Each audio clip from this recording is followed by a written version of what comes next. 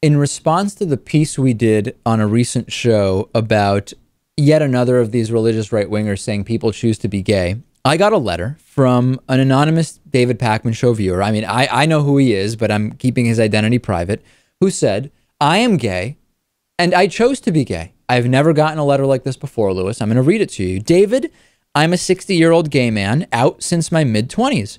Until that time, I enjoyed emotional and physical relationships with several women. I also had some interest in men sexually, which I pursued partly out of curiosity and partly to avoid fathering children. Gay relationships then became my preference. I truly believe I had a choice in this matter. Much as I support gay rights, I take exception to a lot of gay groups that fervently insist all gays are born that way. For some, that may be true. For many others, my experience has taught me it is a chosen behavior. Regardless of why someone is gay, people who try to defend sexual orientation, insisting we have no choice, should stop.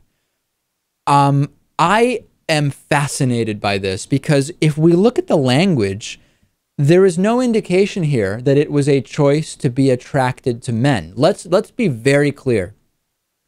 You can make a choice about whether or not to engage in romantic or sexual relationships with men, with women, with both, with neither.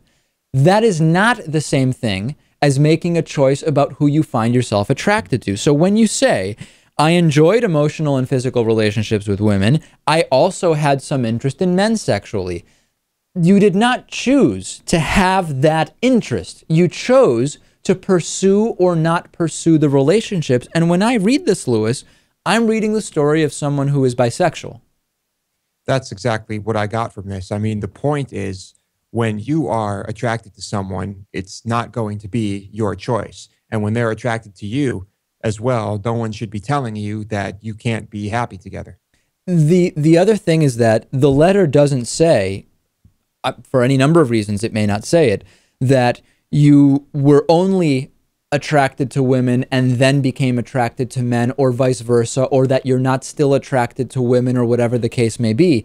It seems here that the choices you made were with regard to the gender of those who you wanted to be in relationships with, not a choice about attraction. And by the way, there really aren't straight men that I've ever met who would have sex with men rather than women simply to avoid fathering children. I mean, Lewis has even said he's not interested in a kid. If he accidentally had a kid, he would probably love the kid. But to avoid fathering children, Lewis is not saying, maybe I'll just have sex with men. In other words, he would have to have been born with an attraction to men. So, Lewis, I find this letter to be fascinating, but going only by the vocabulary and language used here, this letter is evidence of someone who is probably bisexual or maybe gay and simply made choices about who he wanted to pursue relationships with. Right. And in the case of this individual, I mean, you were attracted to both. So you literally did have the choice. So, well, which one do I want to go with? But a lot of people don't have that choice because they are attracted to one or the other. Send me your thoughts on this letter. I know I will hear back from the individual who wrote me the letter, and I hope to hear from other people as well. Is my analysis off? Is there something in this letter which really suggests that this is an individual who chose to be gay as opposed to made a decision about the relationships he wanted to pursue? Am I way off on this? Am I right? Send me your thoughts. I'm very curious to hear from people, and I'm also very curious to find out how many new members we will have by the time we go on air tomorrow afternoon. Please go to davidpakman.com/membership, subscribe, support an alternative to corporate media. We'll be back after this.